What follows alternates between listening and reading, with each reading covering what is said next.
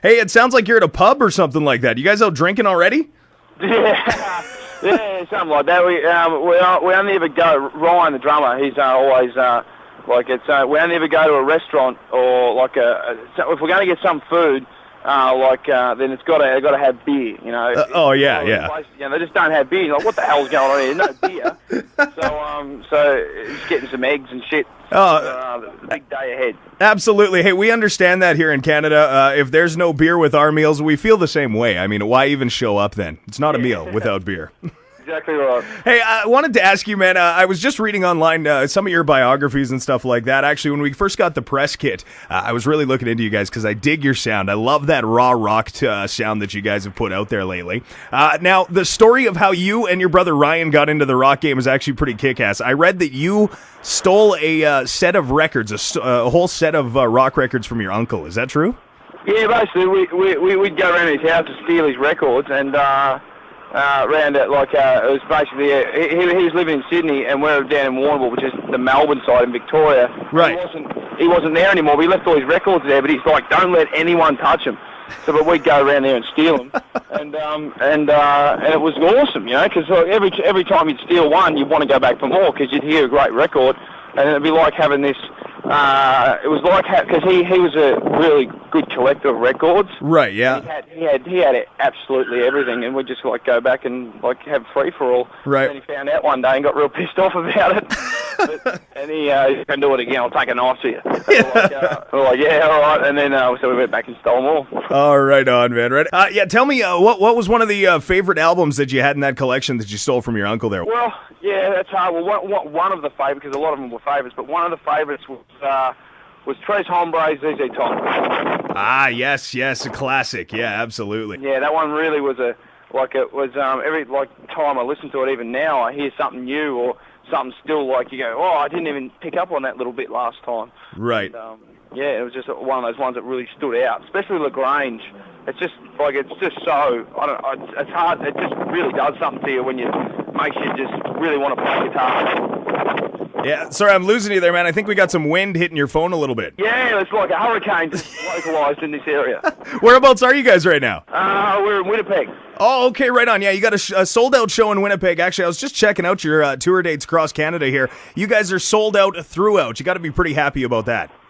Yeah, mate, it's great. You know, when you've got that when that happens, you know, that kind of love straight away gets all the boys fired up, and you're always fired up.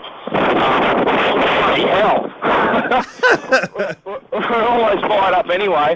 But I mean, it's great when that happens because you get, you know, it's just really like the show is always. It's always kick-ass. Now, you guys have created some massive hype, as we've talked about already, all across North America with quite a few spots across Europe really picking up on your raw brand of rock as well. But for some reason, I was reading today that a lot of the major radio networks down in Australia have been a bit tough on you guys. They're not really spinning your tracks as much. Why do you think that is, and how can they deny your guys' numbers over here worldwide? I don't know, mate.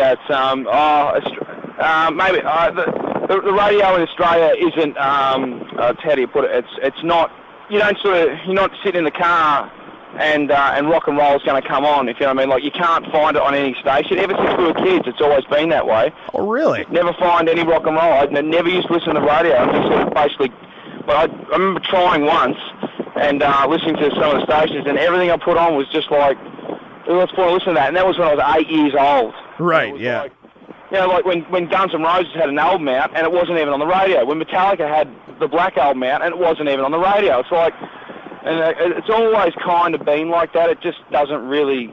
There's not a rock station. You know how especially like in Canada, there's a lot of rock stations. Yeah, absolutely. Not a dedicated, balls to the wall rock and roll station. It's just for some reason it doesn't exist, but it exists live in pubs. Right. Okay, so.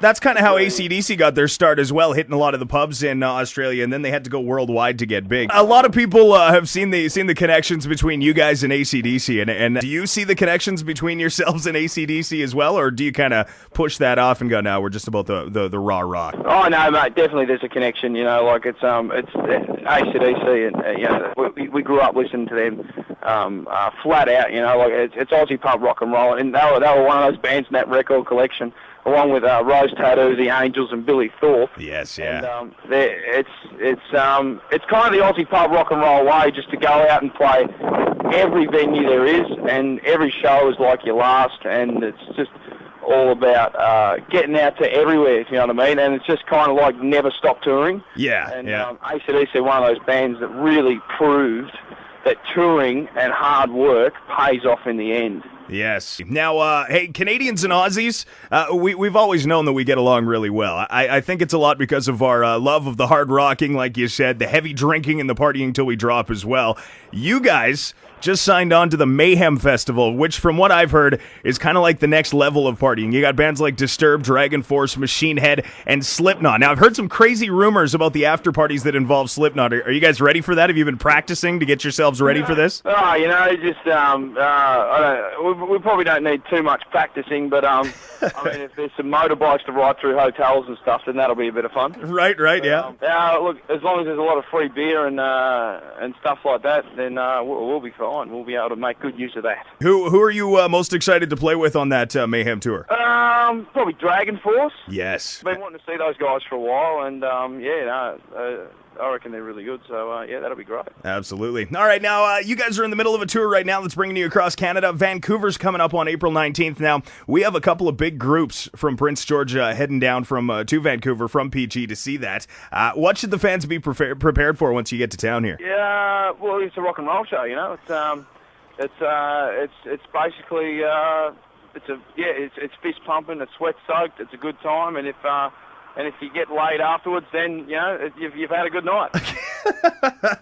Absolutely, man. That is straight up rock. You don't see a lot of shows that happen like that anymore. Good to hear you guys are bringing it back again. No worries, mate. It's good to be in your country, and it's good to be drinking the beer and meeting the folk, and we're having a good time. Right on. One more question to finish things off here. Hey, you guys working on any new material? Or are you just concentrating on these summer festivals before you hit studios again? Well, we're basically concentrating, on touring stuff. But I mean, like, we're working on the road and stuff like that. Like, you got to keep it up there, you know, because when the label goes, all right, another album, you got to be ready.